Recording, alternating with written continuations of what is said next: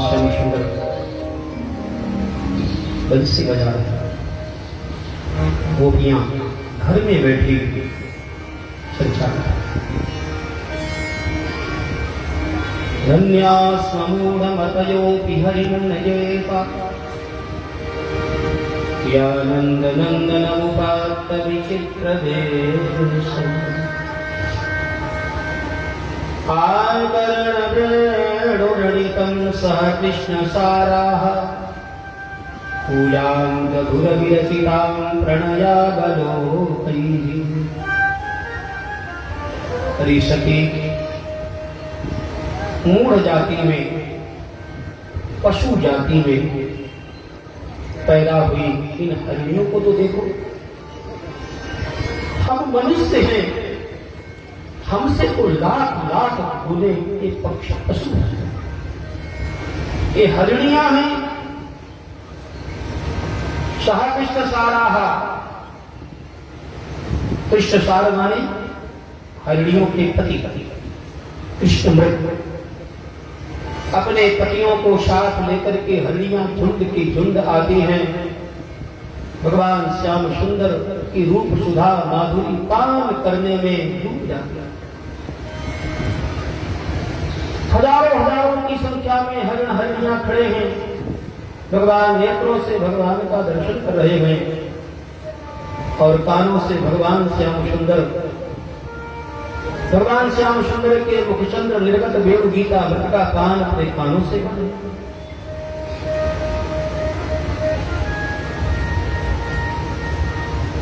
और कहते प्रणयावलोकैः धन्यास्मूढ़मतयोऽपि हरिणजेता यानंद उपात्त विचित्र वेशम् आकर्ण वेणुरणितं सह कृष्ण सारां पूजां दधुरविरचितां प्रणयावलोकैः। ये गोपियां भगवान श्याम सुंदर की पूजा कर रही हैं, भगवान की अर्चना कर रही हैं। वैष्णव लोग भगवान की अर्चना करते हैं, तुलसी से, पुष्पों से, कमल पुष्पों से रोज द्वादश नामों से अर्चना किया करते हैं, चतुर्विंशति 24 नामों से अर्चना करते हैं, अष्टोत्तर शत नामों से अर्चना करते हैं, श्री विष्णु सहस्र नाम के 1000 नामों से भगवान की अर्चना करते हैं। एक एक नाम बोलते जाते हैं, नमः के साथ में वस्तु अर्पित करके जाते हैं, उसको अर्चना कहते हैं। ये गोपियां भगवान की अर्चना कर रही हैं। भगवान गोपियों से पूजित हो रहे हैं, अर्चित हो रहे हैं। कैसे? पहले गोपियों के हरिणियों के नेत्र बड़े बड़े हैं। अब बड़े बड़े नेत्रों से जब ये भगवान को देखती हैं तो भगवान को ऐसा लगता है, यद्यपि ये बेचारी हरिणियां कर्मकांड नहीं जानती हैं, पूजा नहीं जानती हैं, अर्चना नहीं जानती हैं कि किस प्रकार से भगवान की अर्चना होती है, क्योंकि ये मूढ़ हैं, ये पशु हैं। लेकिन जब बड़े बड़े नेत्रों से भगवान को देखती हैं तो भगवान खुश हो जाते हैं, गदगद हो जाते हैं।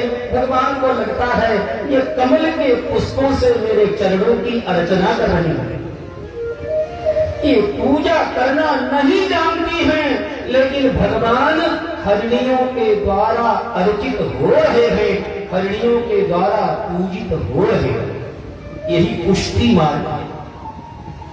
पुष्टि मार्ग का अर्थ है कि सामने वाला विधि नहीं जानता है, विधान नहीं जानता है, लेकिन भगवान सारी व्यवस्था बना करके उसके द्वारा अपनी पूजा, अपनी अर्चना मान लेते हैं, स्वीकार करते हैं।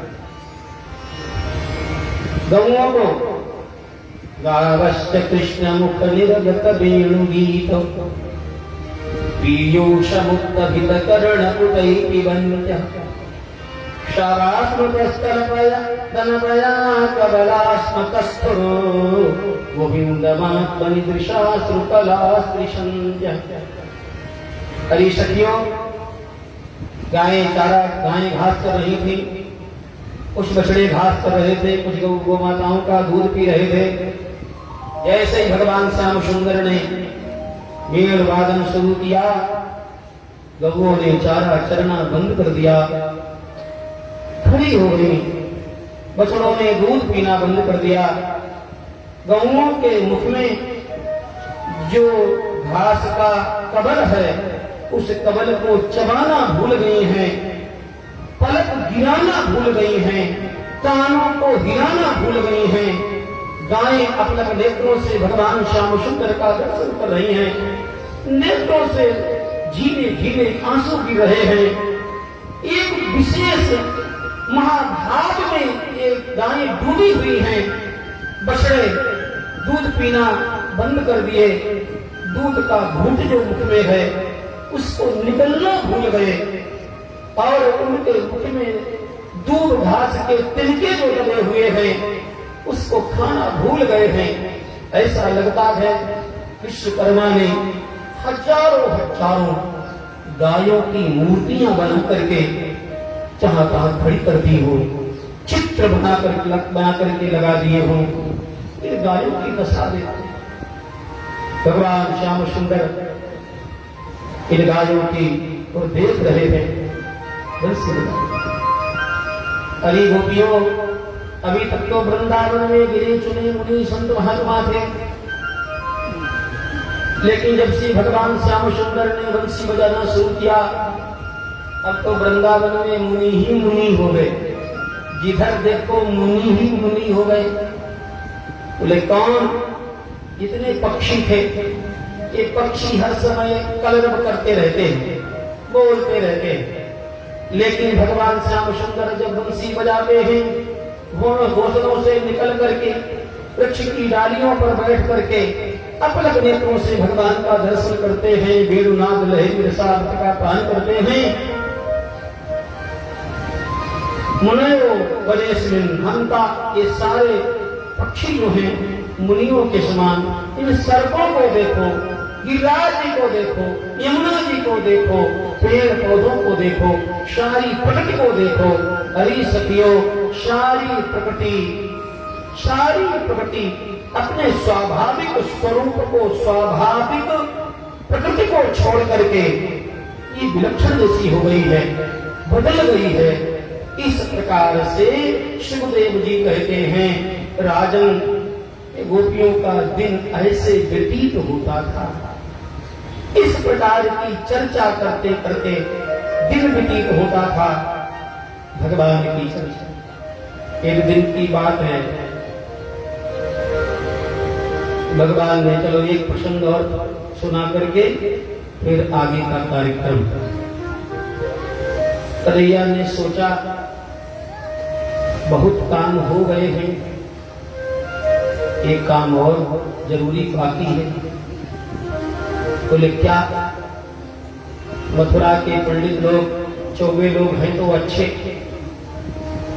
बड़ा हमारी पूजा पाठ करते हैं, लेकिन बेचारे भटके हुए हैं, इनको ज्ञान नहीं है, ज्ञान नहीं। थोड़ा इनको भी पढ़ा दिया जाए, इनको भी रास्ता बता दिया जाए। गौ चराते चराते मथुरा के पास पहुंच गए। मथुरा थोड़ा दूर रह गया। बालकों को भूख लगी, बड़ी भूख लगी बालकों को। अचानक ऐसी भूख तो कभी नहीं लगी जैसी आज लगी। कृष्ण कृष्ण महावीर हे रामामित विक्रमा, ऐसा वै बाधते क्षुन्नस् तच्छान्तिं कर्तुमर्हसि। हे कृष्ण, हे महावीर, हे राम, मुझे भूख लगी है, बहुत भूख लगी है। ये भूख क्षुधासुर मुझे मार डालेगा। आपने बहुत से असुरों से मेरी रक्षा की, एक क्षुधासुर मुझे मार डालेगा, प्रभु बचाओ। भगवान ने कहा भैया हम कोई गौ चराने आए हैं, किसी भंडारा में थोड़ी आए हैं। भंडारा में तो आए नहीं कि भोजन करवाएं, यहाँ का भंडारा नहीं। लाला बहुत भूख लगी है, बहुत भूख लगी। भगवान ने मधुमंगल से कहा जरा चढ़ करके देख। पेड़ पर चढ़ा, देख चारों तरफ पूरा पश्चिम उत्तर दक्षिण को दिखाई दे रहा। बोले कुछ नहीं, पेड़ पौधे दिखाई दे रहे हैं, यमुना जी दिखाई दे रही हैं, बड़ी भूख लगी है। बोले जरा मथुरा की ओर देख। मथुरा की ओर देखा, उन्हें लाला धुआं दिखाई दे रहा है, धुआं। बोले धुआं और देख। बोले यज्ञ मंडप भी बना हुआ है। बोले इसका मतलब यज्ञ हो रहा है, और जब यज्ञ हो रहा है तो भोजन भी बन रहा होगा, भोजन की व्यवस्था भी होगी, सब कुछ होगा, भंडारा भी चलता होगा। जाओ मेरा नाम लेना और भोजन मांग लो जाकर। गए, भोजन कहते हैं ब्रजवासी बालक जाते हैं और साष्टांग प्रणाम करते हैं। हे भूमि देवाः शृणुतु कृष्णस्यादेशकारिणः। हे ब्राह्मणों, आपको मैं प्रणाम करता हूं। भगवान कृष्ण का आदेश है, भगवान कृष्ण के आदेश से, उनकी आज्ञा से मैं यहां आया हूं। क्या आदेश? निराशारयन्तौ अविधूरकोदनौ रामाच्युतौ गोलशतो बुभुक्षितम्। गौ चराते चराते कृष्ण बलराम मथुरा के पास तक आ गए। बहुत भूखे हैं, उन्हें भूख लगी, इसलिए उन्होंने आपके पास भेजा, यदि हमें थोड़ा दही भात, दाल चावल, ओगन मर्थी दो। परब्रह्म परमात्मा कृष्ण कन्हैया आज थोड़ा भात मांग रहे हैं, भात मांग। ब्राह्मणों ने कुछ बोल नहीं, अभी कर्मकांड नहीं हुआ है, यज्ञ में भोग नहीं लगा है, और कैसे दे दिया गया? ये बात सुन तो लिए, लेकिन सुनकर के कोई निर्णय नहीं कर पाए कि दिया जाए कि न दिया जाए, दिया जाए। ये कुछ बोले, बालक उदास हो गए, लौट आए कन्हैया के पास। भगवान ने पूछा बताया, कन्हैया ने कहा एक बात और जाओ। बोले अब नहीं जाओ। वो कुछ बोले ही नहीं, मना करते तो कम से कम तर्क देते, समझाते। भगवान ने कहा उनके पास मत जाओ, ब्राह्मणियों के पास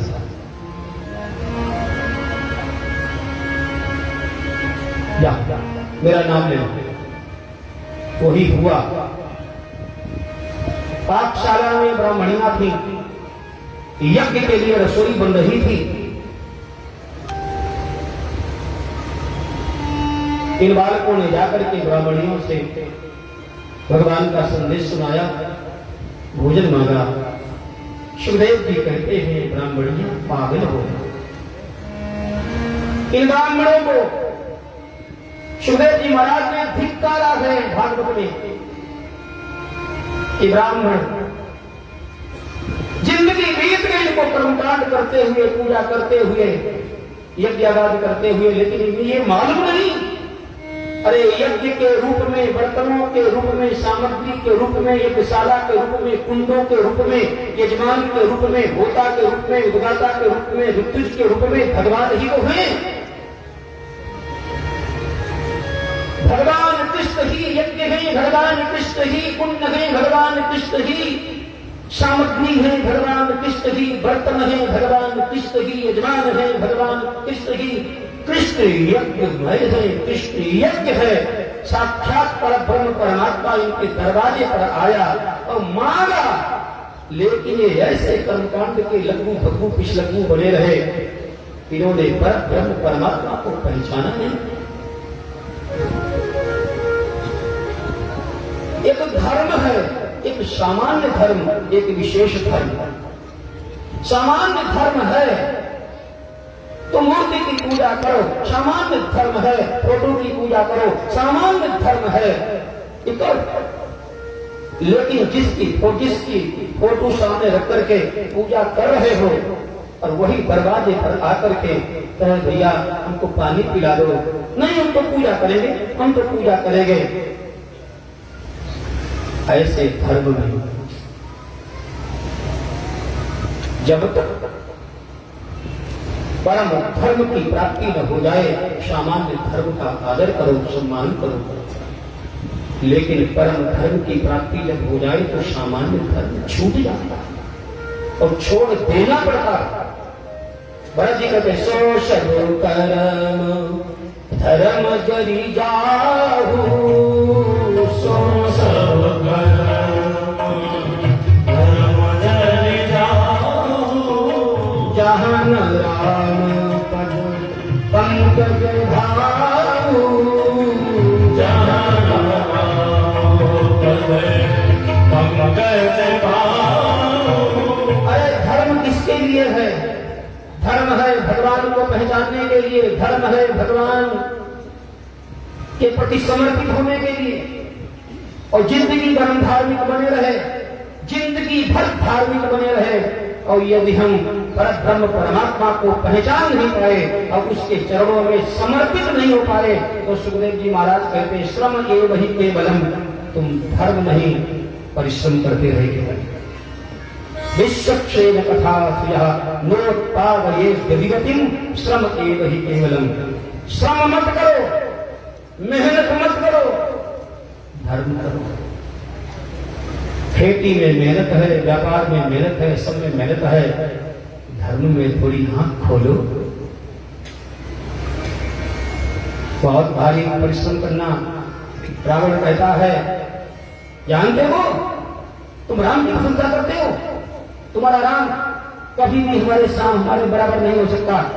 तुम्हारा राम भी शंकर जी की पूजा करता है, मैं भी शंकर की पूजा करता हूँ। वो कोई पुजारी कमल के फूल चढ़ा रहा है और मैंने सिर काट काट करके चढ़ाई।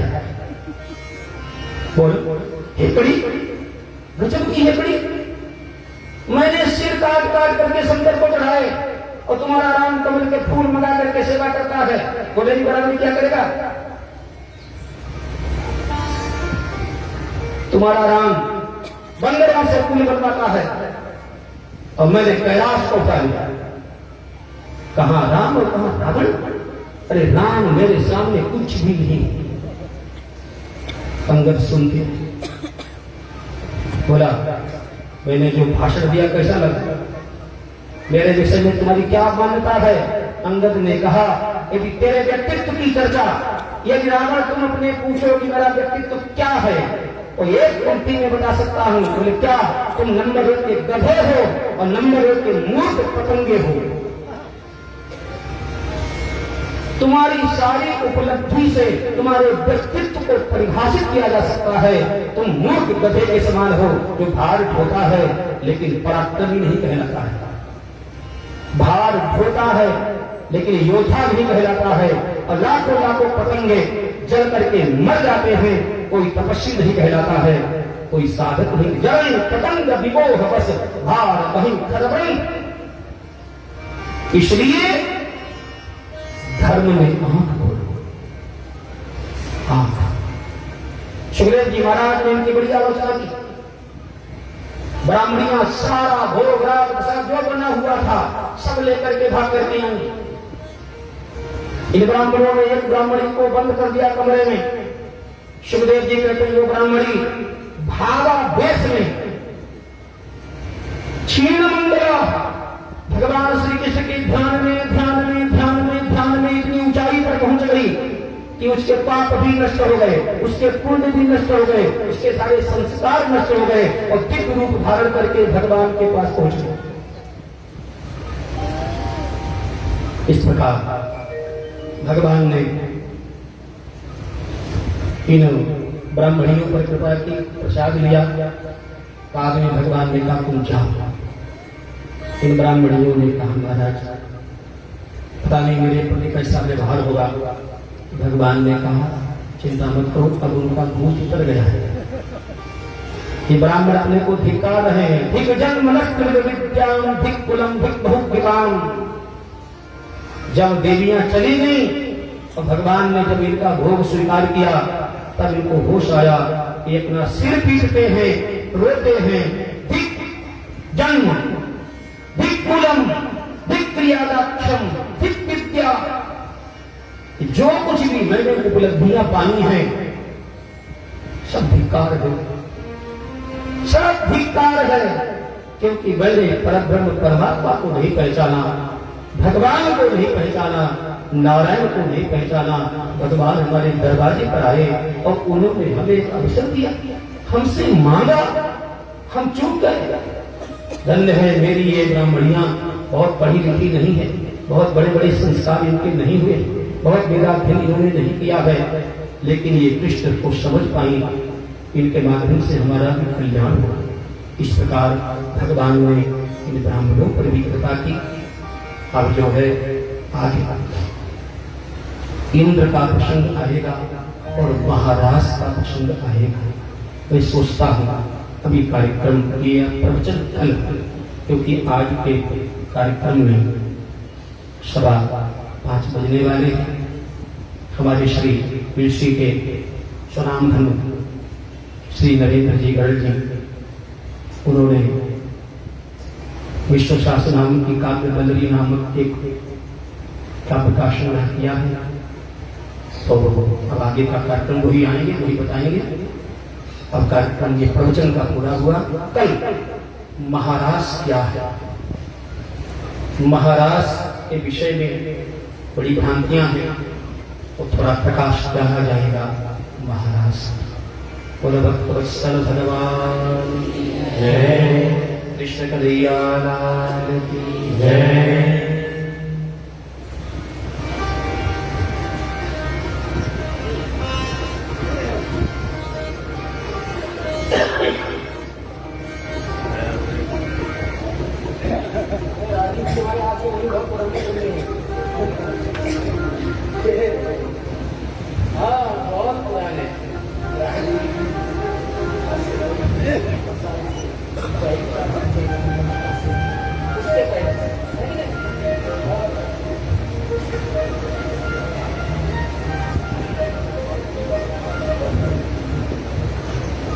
अभी वो कार्यक्रम गर्ग जी आ गए, ठीक।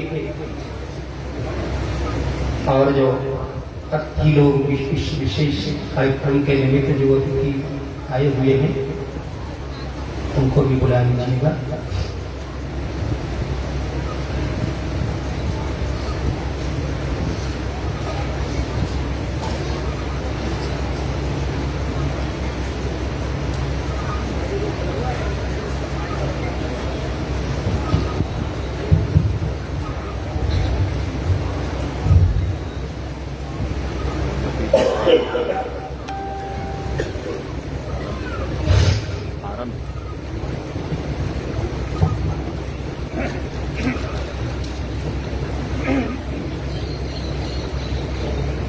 अब ये जो भागवत जी का कार्यक्रम चल रहा है, वैसे तो आज 7 दिन हो गए, लेकिन 2 दिन 9 दिन का रखा गया था। तो कल और परसों ये 2 दिन कार्यक्रम चलेगा। परसों के 4 साढ़े 4 बजे इसका विश्राम हो जाएगा। परम श्रद्धेय स्वामी जी के श्रीमुख से विगत 7 दिनों से श्रीमद् भागवत का रसामृत आप सब पान कर रहे हैं, लाभान्वित हो रहे हैं। एक विशाल स्तर पर श्री बालाजी परिवार द्वारा आयोजित श्रीमद् भागवत का आयोजन संपन्नता की ओर धीरे धीरे बढ़ रहा है। विगत वर्ष कोरोना के कारण इस कथा में अंतराल रहा। बालाजी परिवार ने पिछले वर्षों से एक नई श्रृंखला जोड़ी है और श्रीमद् भागवत कथामृत इस क्षेत्र को वितरित करने के लिए उन्होंने अपना प्रयास किया है। कल परम श्रद्धेय स्वामी जी ने एक पुस्तक के लिए आपको संदर्भित किया था, आपको जानकारी दी थी। आइए बहुत थोड़े समय में अब हम उस पुस्तक के समर्पण की ओर बढ़ते हैं। हमने श्रद्धेय स्वामी जी के श्री चरणों में बैठ करके उनसे अनुमति ली थी कि श्री विष्णु सहस्रनाम को काव्यबद्ध करके बिना किसी छेड़छाड़ के सरल और सुगम पाठ के योग्य बना दिया जाए। स्वामी जी ने अनुमति प्रदान की और पिछले 4 महीनों में ये काव्य तैयार हुआ और भगवान की कृपा है कि पिछले ही दिनों ये प्रकाशित होकर के आ गया। काव्य वल्लरी श्री विष्णु सहस्रनाम काव्य वल्लरी, इसमें 60 दोहे हैं और 236 चौपाइयां हैं। इसमें पूरा विष्णु सहस्रनाम समाहित है। हम आज के इस कार्यक्रम में आप सबका हार्दिक वंदन करते हैं और अभिनंदन करते हैं। आप सब साक्षी हैं, आप सब गवाह हैं इस क्षेत्र के, इस पांडाल में उपस्थित और इस नगर के सभी आस्तिक जन, श्रद्धावान जन। ये श्री विष्णु सहस्रनाम काल वल्लरी आपकी गवाही के साथ श्रद्धेय स्वामी जी के कर कमलों से होती हुई भगवान के श्री चरणों में समर्पित होने के लिए तत्पर है। मैं बड़ी विनम्रता के साथ और बड़ी श्रद्धा के साथ, शब्द नहीं आ रहे हैं, लेकिन प्रयासरत हूं कि किसी प्रकार से भगवान के नामों का ये संस्करण लोकप्रिय रहे और आप सबको श्री विष्णु सहस्रनाम के पाठ करने की सुविधा होगा। मैं आज के इस कार्यक्रम में पधारे हुए अपने बाहर से कवि मित्र श्री कुलदीप बंगाल जी से अनुरोध करता हूं कि वे मंच के निकट आ जाएं। साथ ही डॉक्टर उर्मिलेश जन चेतना समिति के संवादक मेरे प्रिय श्री अक्षत अशेष जी से भी मैं अनुरोध करूंगा, जो कि बदायूं क्लब का भी कार्यभार संभाल रहे हैं और डॉक्टर उर्मिलेश जन चेतना समिति का भी कार्यभार देख रहे हैं। ये काव्य वल्लरी डॉक्टर ब्रजेंद्र अवस्थी फाउंडेशन के सहयोग से एवं डॉक्टर अक्षत अशेष, डॉक्टर उर्मिलेश जन चेतना समिति के संरक्षण में प्रकाशित हुई है। विशेष रूप से इसका संरक्षण श्री वेंकटेश्वरी विभा बिलसी, जिसके संस्थापक परम श्रद्धेय काका देवेश जी रहे, एवं बालाजी परिवार की ओर से ये पुस्तक प्रकाशित है। संक्षिप्त जानकारी मैंने आपको दे दी। अब मैं सबसे पहले श्री मटूमल महाराज जी से अनुरोध करूंगा कि वे अब आ जाए। बहुत श्रम किया है उन्होंने कथा को साधने में, और मेरा जब भी संपर्क हुआ तो मुझे प्रोत्साहित किया। वे सबसे पहले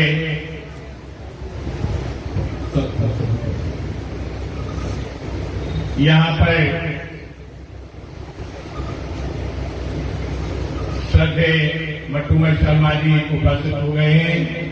इसी क्रम में, इसी श्रृंखला में मैं डॉक्टर राम बहादुर व्यथित जी का वंदन और अभिनंदन करता हूं, जो सदैव काव्य के क्षेत्र में मेरे कंधे से लग करके खड़े रहे, एवं श्री किलन वर्मा जी जो उठानी से हमारे बीच में है और सदैव हमारे काव्य के क्षेत्र में नई नई नजरों के माध्यम से और कविताओं के माध्यम से जनता के लिए हिंदी भाषा की सेवा करते हुए हिंदी का पुष्प साहित्य परोसते रहे। मैं उनसे भी अनुरोध करता हूँ कि कृपा करके आगे आकर के अपना स्थान ग्रहण करें।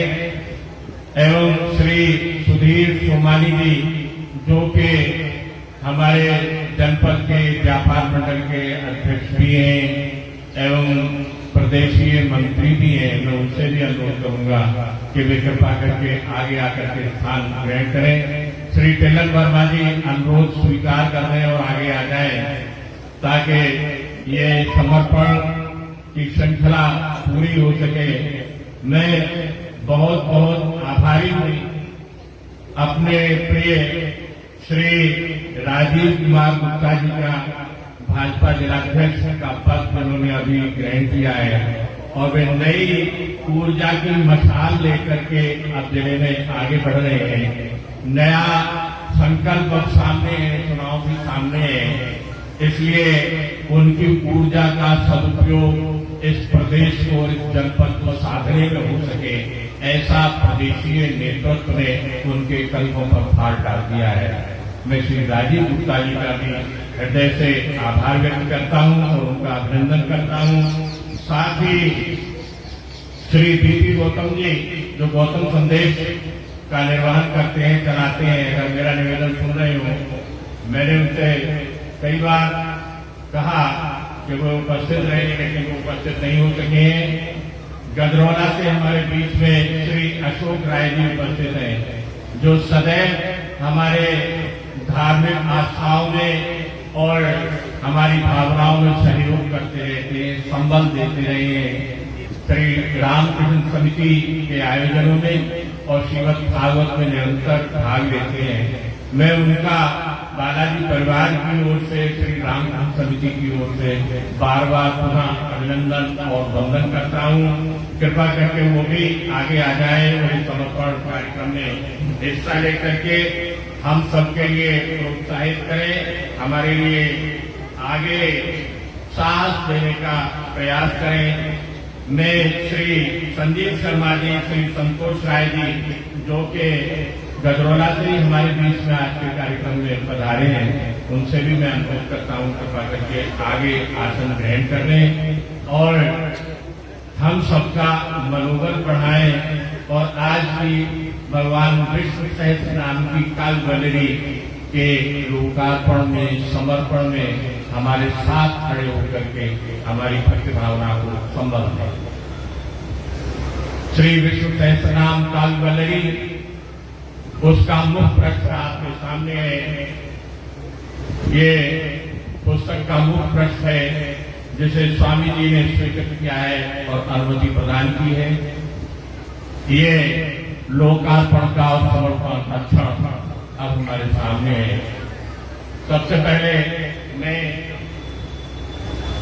श्रद्धेय स्वामी जी के श्री चरणों में बैठ करके उनसे विनम्र अनुरोध करूंगा कि वे श्रीमद् भागवत के लिए जो भगवान का साक्षात स्वरूप है, माला स्वीकार करते हुए, माला धारण कराते हुए इस तुलसी नगर की ओर से हमारी श्रद्धा का समर्पण करें।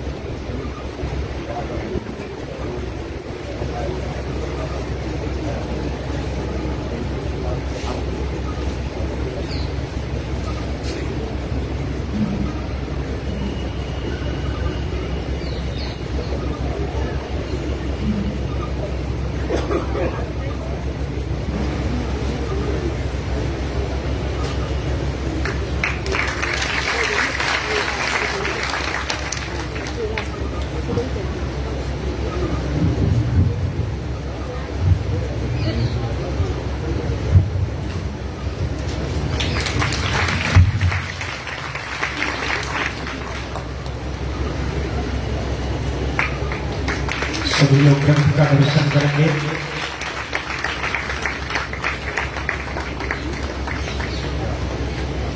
परमादरणीय श्री गरल जी के द्वारा निर्मित काव्य मंडली जो कि पूज्य श्री स्वामी जी महाराज के हाथों में है और श्री महंत जी के हाथों में है, उसका सभी लोग दर्शन करें, वंदन करें, अभिनंदन करें।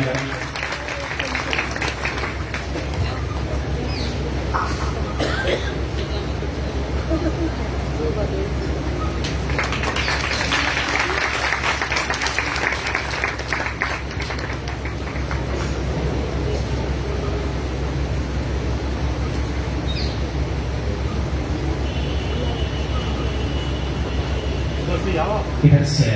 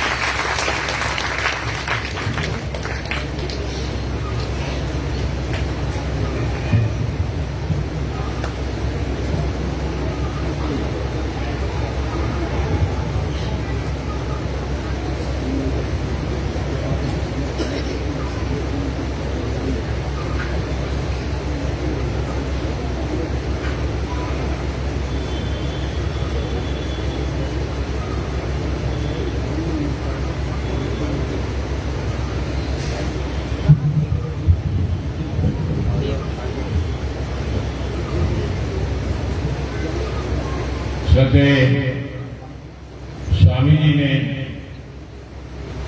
भगवान भागवत के श्री चरणों में काव्य समर्पित की। परम श्रद्धेय बालाजी महाराज ने श्री हनुमान जी के श्री चरणों में एवं श्रीमद भागवत भगवान के काव्य समर्पित की। और अब हम अपने सभी अतिथियों से अनुरोध करेंगे कि वे कृपा करके सामने की ओर आ जाए और इस काव्य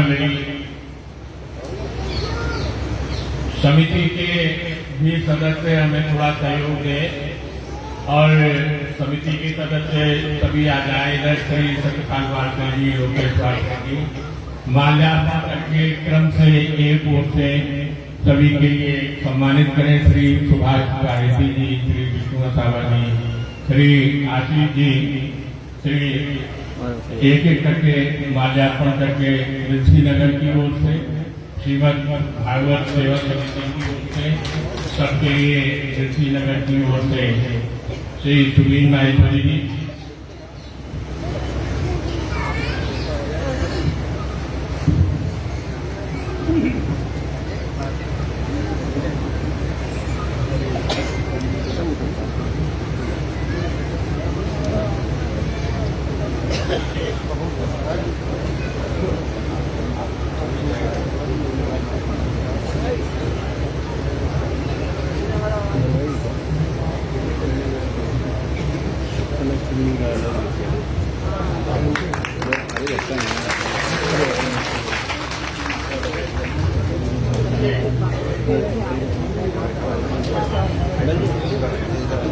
प्रसाद का भैया हमारी मराठी वगैरह कमेटी के लोग सुनेंगे। प्रसाद का भोग लगी गया है। कुछ भाई दूर जाने वाले हैं जो जा रहे हैं, उनको प्रसाद वहाँ दरवाजे पर दे दें, बिना प्रसाद का कोई न जाए। आरती होती रहेगी, एक कार्यक्रम चल रहा है, चलता रहेगा। तो जो लोग बाहर के हैं, दूर के हैं, जा रहे हैं, तो उनको प्रसाद दे दिया जाए, बिना प्रसाद के कोई न जाए। अब मैं श्री कुलदीप बंगाल जी से अनुरोध करूंगा कि वे हमारे कल मित्रों के एक 2 मिनट के आशीर्वचन आज के इस समर्पण कार्यक्रम में कराने के लिए संबोधित करें। श्री कुलदीप बंगाल साथ ही साथ पुस्तक का अनावरण भी संपन्न कराने की कृपा करें।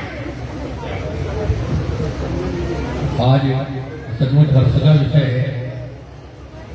श्रीमद भागवत महापुराण का जो रसामृत यहाँ पर बरस रहा है, उसके बीच उस अमृत का मंथन करने के बाद